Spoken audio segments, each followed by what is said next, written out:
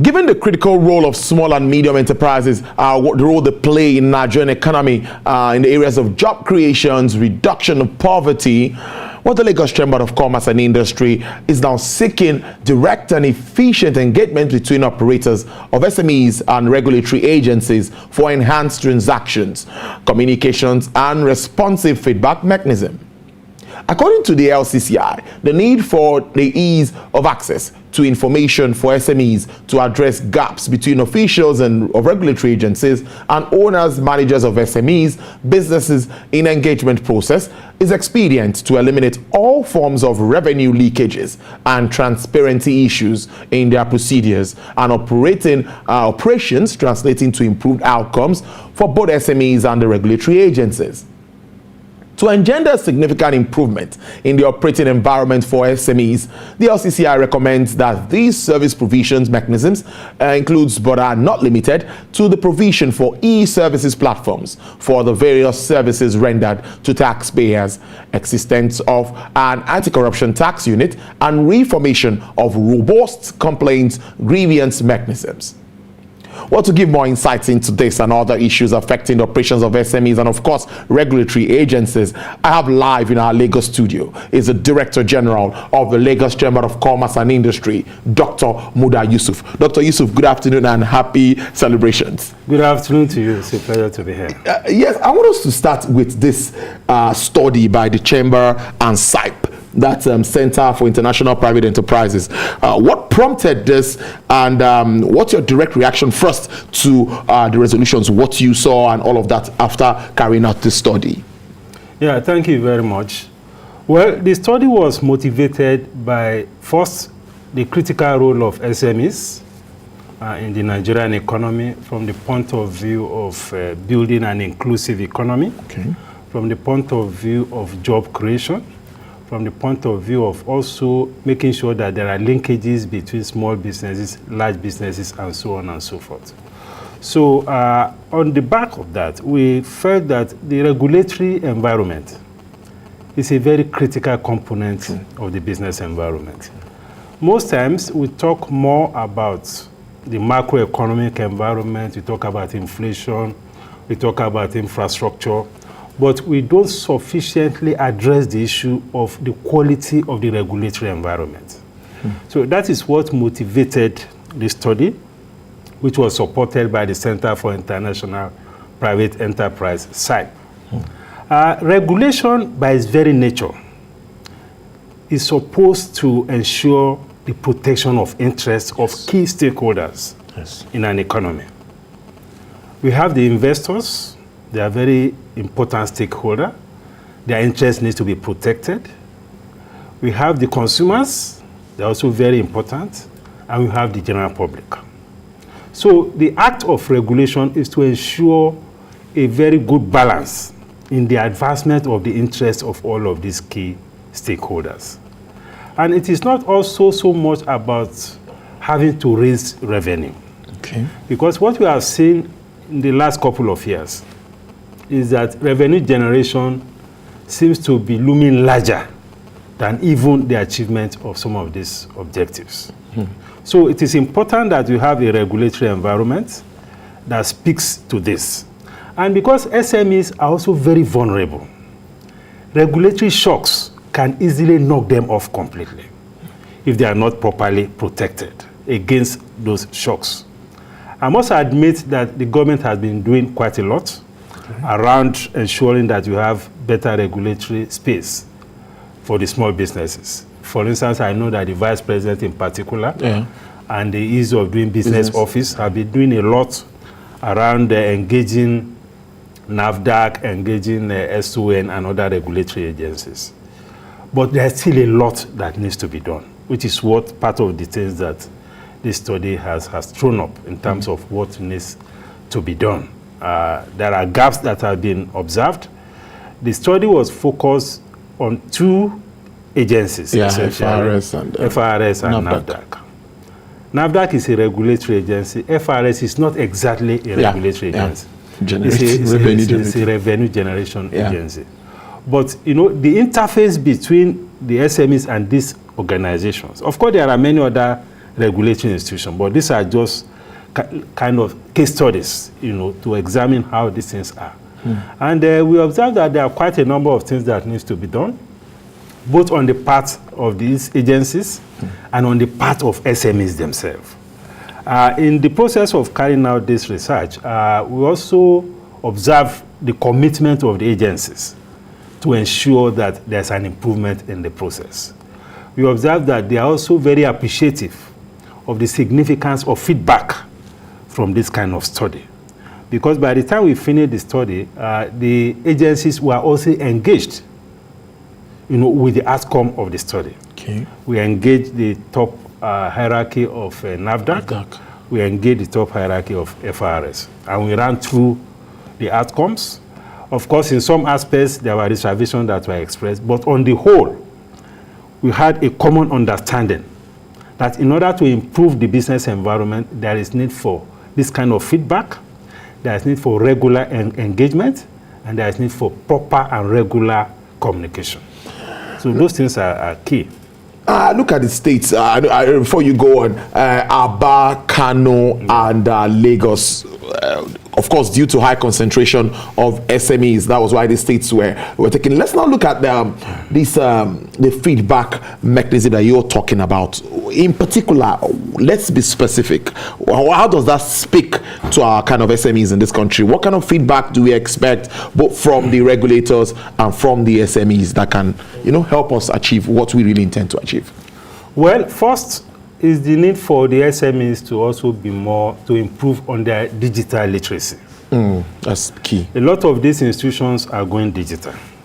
Many of the SMEs are not that digitally literate. True. So because of that, the kind of benefits or the kind of access that they normally should have had in engaging with these institutions, that access wasn't there. Yeah. So we find that in the process of the study that a lot of them still engage intermediaries, either engaging people who are former staff, or engaging the staff, or engaging independent consultants, because they have a perception that all this digital something is too much trouble. So the need for improvement in digital literacy is a very, very important component of this. And of course, the preference for, the procedures, there are also concerns around the length and the bureaucratic nature of some of those procedures, either the registration process and all of that. Quite a number of them complain that these things take too long for it to be completed. And in the process, some of them feel frustrated about some of these things. And of course, part of the reason they have this is that they are also, because of their literacy level, I'm talking of digital literacy now, that also slows down the process. In the process of looking for intermediaries, looking for somebody who can, So those are also issues. And of course, there are also issues around payments, unreceipted payments and all of that. And of course, these agencies have made it clear that as a matter of policy, there is no avenue, there is no space for anybody to pay cash to any staff. And they have a window to complain. If any staff of these agencies are demanding cash, they are ready to impose significant sanctions on such staff. Because some of them said, okay, sometimes they said they want to say thank you to some staff to show gratitude and all of this culture of feeling that when you are dealing with an agency, unless you wet the ground, so to say, nothing will happen. So also, by default, some of them just do that. And the agencies, in our interaction, frown seriously at that. So on the whole, there are issues to be dealt with on the part of the regulators and on the part of SMEs themselves. This boils down to revenue leakages and transparency issues, DG, like you said. Because if this is done properly, it will be positive for the bottom line of both the regulatory agencies and for the SMEs. That's if we are transparent and we block all of these leakages. Of course. And we have that common understanding, between the regulatory agencies, the FRS, and those of us in the private sector. There's a need to ensure that some of these loopholes are dealt with. there's a need to ensure the seamlessness of the processes, the simplification of the processes. Because sometimes when you have too many processes, too many steps to go through, it becomes too rigorous, it becomes too frustrating, and at the end, people just feel that, okay, let me just pay some people so that they can facilitate the process. So the simplification of this process is also very, very important. But having said that, the whole idea of regulatory governance, beyond the issue of this interface between SMEs and the regulatory agencies, is a very, very important element of the investment environment. Now, this country has a reputation now of having a high regulatory risk. Apart from some of this macroeconomic risk that we have around, the regulatory risk is becoming a major problem for investors. That's really bad. Not just for domestic investors, but also for foreign investors. Yes. So if you are committed to improving the investment environment, this is one area that we need to address. And there are attributes of a good or quality regulatory governance. One of the key attributes of quality regulatory governance is the transparency of the regulatory process. True. And the essence of this transparency is that the process of even putting the regulation in place must be inclusive. We should not have this idea of, or this posture of regulators that feel that they know everything about the environment. And the reality is that most times, those who are operators in the system know better about the environment than the regulators, because they are more in touch with the reality on ground. Yes. So the transparency of the process is very, very important. And that speaks to inclusiveness before any regulation is put in place. Ideally, there should be what you call the exposure draft. And I must admit that there are some agencies that do that. They are coming up with a regulation, they first release the draft, they invite the stakeholders for discussion. Get their views. Because that process helps to enrich the quality of regulations. Yes. It helps to improve the legitimacy of regulations. Yes.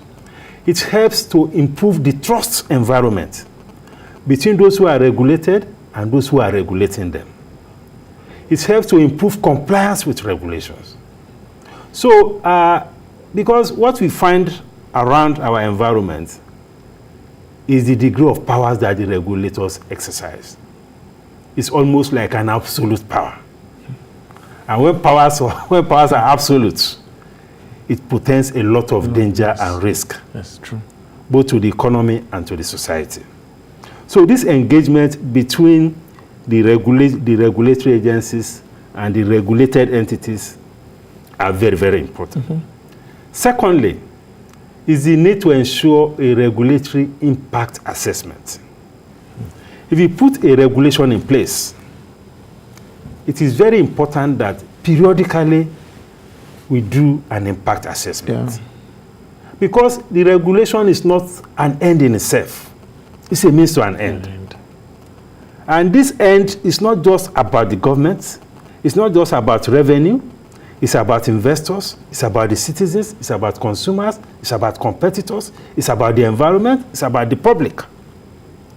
So these are metrics that we should regularly use to assess the impact of regulation. And unless we do this regularly, the investment environment will be worse for it. Because we have seen regulatory issues that sometimes the businesses are just grappling with. Sometimes some businesses go under, and nobody comes around to check the effect of those regulations on investment or on businesses. So that regulatory impact assessment is a very, very critical component of ensuring quality regulatory governance. It is also important that we have a kind of dispute resolution mechanism. The regulator cannot be all in all. Of course. The regulators are also people by human beings. They are not perfect. Some of the things that they put in place may not be exactly desirable. If there is no window to engage and to also ensure that there is a dispute resolution mechanism or a window to address the grievances of the regulated entities, that should not be good for the business environment. Because right now, the regulatory environment is a bit intimidating for many businesses. It's a bit coercive. And whatever regulations comes the way of investors, they just take it. That in this environment, you cannot engage you cannot challenge the regulators. The best you can do is probably to go to court. And you can be in court for 10, 15 years. Meanwhile, your business will be suffering. Yeah. And there's also this fear among the regulated entities that if you ever attempt to challenge a regulator, then God help you. Yes.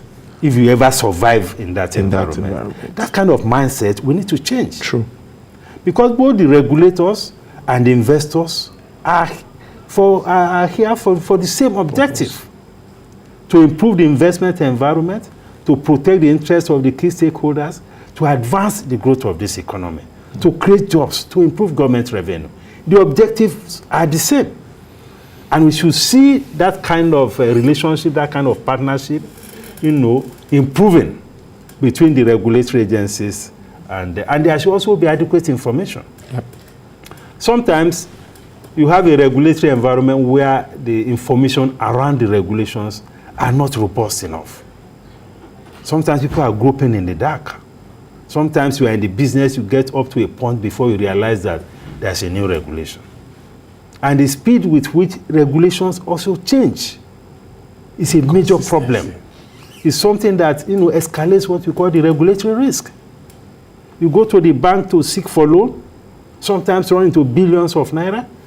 You put an investment in place based on assumptions of existing regulations or existing policies. And something happens along the line.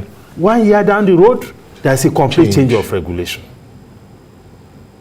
Many businesses have collapsed as a result of these regulatory shocks. So the regulators need to be mindful of the consequences of regulatory changes.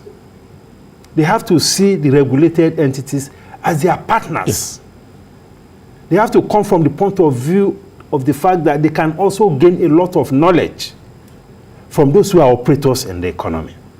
They should understand that they don't know everything. They are not perfect. And they should have better listening ears. All in the name of ensuring that we have a better investment environment. That is the whole idea of this conversation.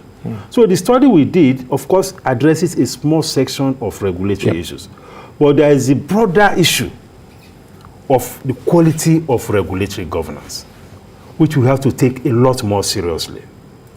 And in order to also check this, because you cannot have a situation where nobody can control the regulator. Shouldn't be. There should be a system, there should be a framework.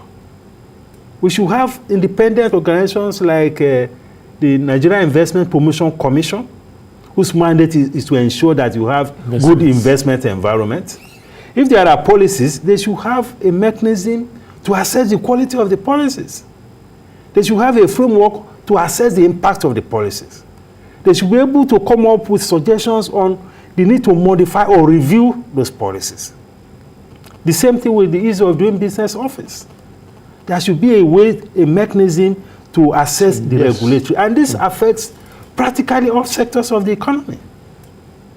Whether you are talking of manufacturing, you are talking of the ICT sector, you are talking of aviation, you are talking of healthcare, you are talking of professional services. There are so many areas. And the regulatory environment can make or mar any investment. So these things are very important going forward.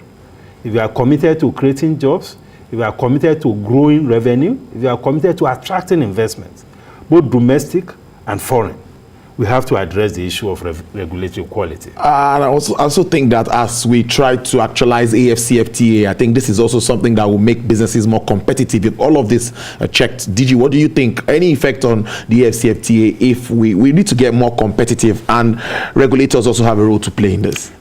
We need to get more competitive. And if investors are coming to a space and they are not sure of the stability of policy, they are not sure of the stability of the regulatory environment, it will scare them. And within the framework of the LCCI, the advantage it presents for every country is to be able to attract investors. Yes. To make the country a top investment destination, not a market destination. Because of the environment and because of some of these issues, the disposition of many investors around Africa and around the world is to say that, okay, Nigeria is the largest market. Let us produce in country A, B, C, and take it to Nigeria to take advantage of the market. If that happens, we will not be getting value from the LCCI. So in order to be able to make Nigeria a top investment destination, these are some of the things we need to do. So that Nigeria can be a hub, and we are in the best position to be the economic and commercial hub of the continent, given the size of our economy, given the size of our market. Investors should be producing here and be distributing to other countries in Africa. So unless we address these institutional and regulatory issues, some of these things will not happen. Of course, there are other issues, the structural problems of infrastructure, there are issues of policy, there are issues, other issues exist.